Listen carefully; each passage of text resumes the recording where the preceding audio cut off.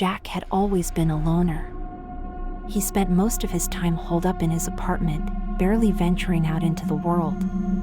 But little did anyone know, Jack had a secret. A secret that he had been keeping hidden for years. Every full moon, Jack transformed into a creature of the night. A monster with a ravenous hunger for human flesh. He had tried to control it, but the urge to feed was too strong. One night, as the moon rose high in the sky, Jack felt the transformation begin. He could feel his bones cracking and reshaping, his skin stretching and tearing. He knew that he had to get out of the city before the transformation was complete. As he stumbled out into the wilderness, Jack felt a sense of freedom that he had never felt before. The monster inside him was in control now, and he was free to hunt and feed without consequence. Jack came across a group of campers in the woods, huddled around a fire. They were completely oblivious to the danger that lurked nearby. Jack crept up on them, his senses heightened by the thrill of the hunt. He could smell their fear, their sweat, their very essence. As he pounced on the first victim, Jack could feel the monster inside him getting stronger. He tore into the flesh with wild abandon, savoring the taste of warm blood on his tongue. The other campers tried to run, but they didn't stand a chance against his speed and strength.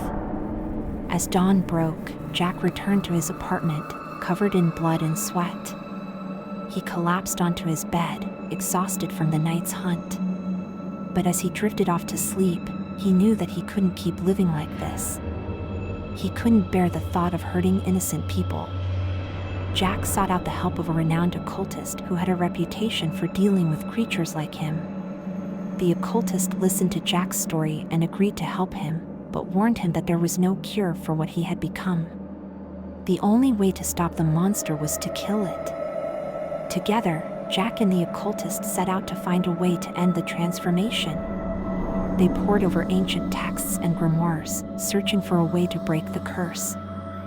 Finally, they discovered a ritual that promised to end Jack's curse once and for all.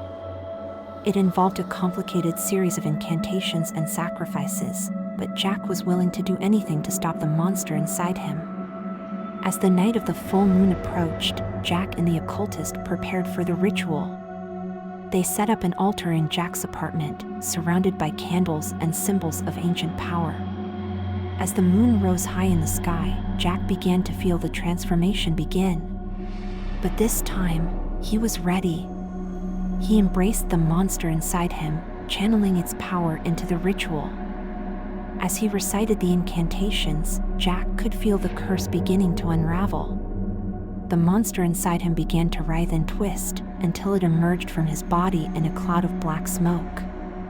Jack collapsed onto the floor, exhausted and relieved. He had done it. He had broken the curse. But as he looked up, he saw the monster staring back at him with a look of pure hatred. It had been cast out of his body, but it was still alive. And it was still hungry.